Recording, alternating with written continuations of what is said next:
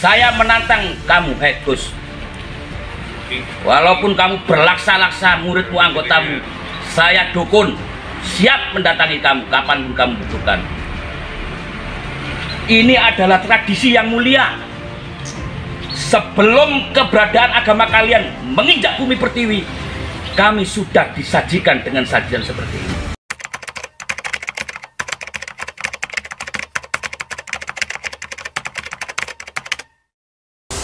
Quran surah 72 Al-Jinn ayat yang ke-6. Wa annahu kana rijalun minal insi ya'udzuuna birijalin minal jinni fazaduhum rahaqa. Ya, Masya Allah.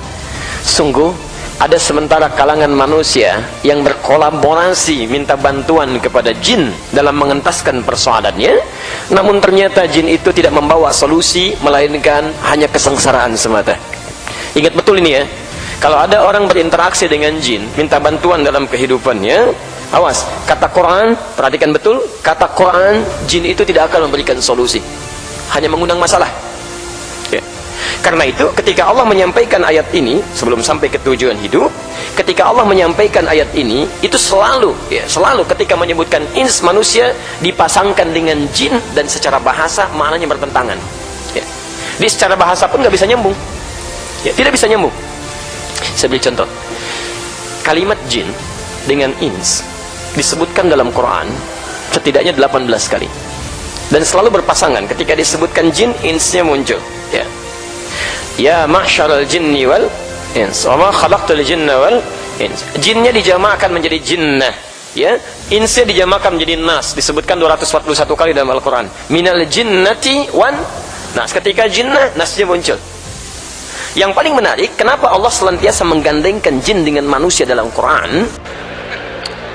Cipta, karya, karsa itu disebut dengan budaya, bukan wahyu dari Allah. Maka agama tidak bisa dimasukkan dalam kajian budaya, karena wahyu Islam adalah dari Jibril, dibawa dari Allah, dibawa kepada Muhammad sallallahu alaihi wasallam. Jadi jangan nanti dicampur adukkan antara agama dan budaya. Ada budaya di Mesir, dibuat rakit yang indah dengan hiasan, dihanyutkan anak gadis yang paling cantik ke sungai Nil. Kisah ini bisa di dalam buku, judulnya Al-Bidayah wan Nihayah. Al-Bidayah wan Nihayah.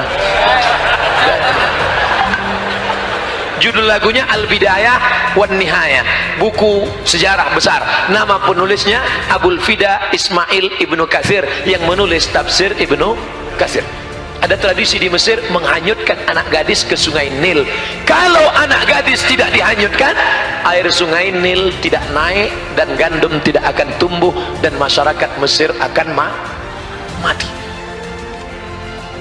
Ada tidak budaya di Indonesia menghanyutkan anak gadis ke sungai Nil?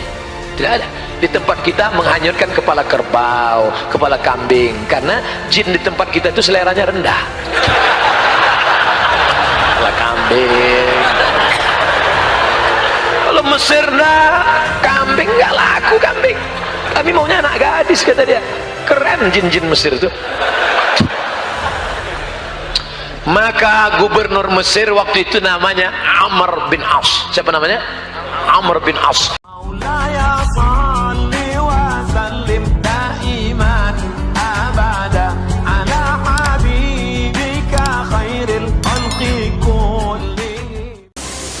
Yang paling menarik, kenapa Allah senantiasa menggandengkan jin dengan manusia dalam Quran?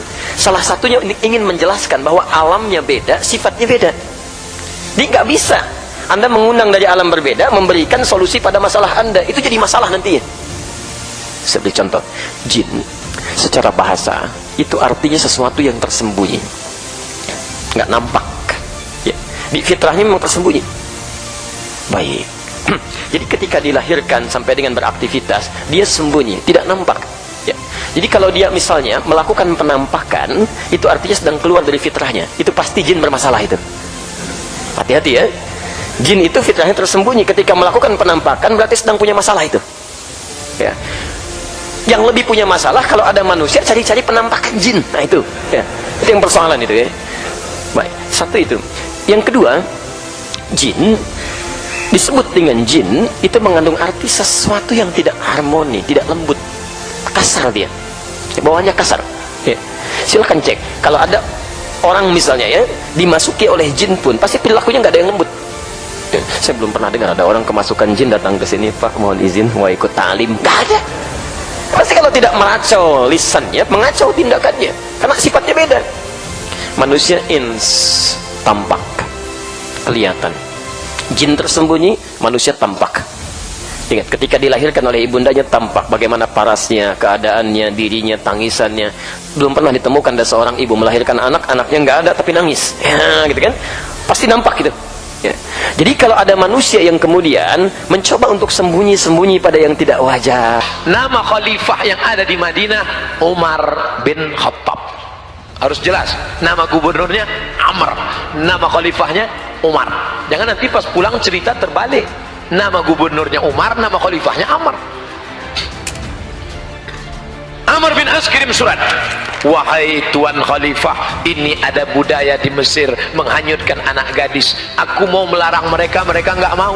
Karena kalau tidak dihanyutkan, sungai Nil tidak akan naik. Dan kalau sungai Nil tidak naik, gandum akan tidak tumbuh. Kalau tidak tumbuh, orang Mesir akan mati. Unjuk rasa besar-besaran. Apa unjuk rasanya? Beras mahal. Beras mahal. Akhirnya Umar bin Khattab menulis secari kertas kecil. Kertas itu dilipat halus, dimasukkan ke dalam amplop. Amplopnya dimasukkan ke dalam amplop besar, bawa pulang menuju Amr bin As. Amr bin As membaca surat.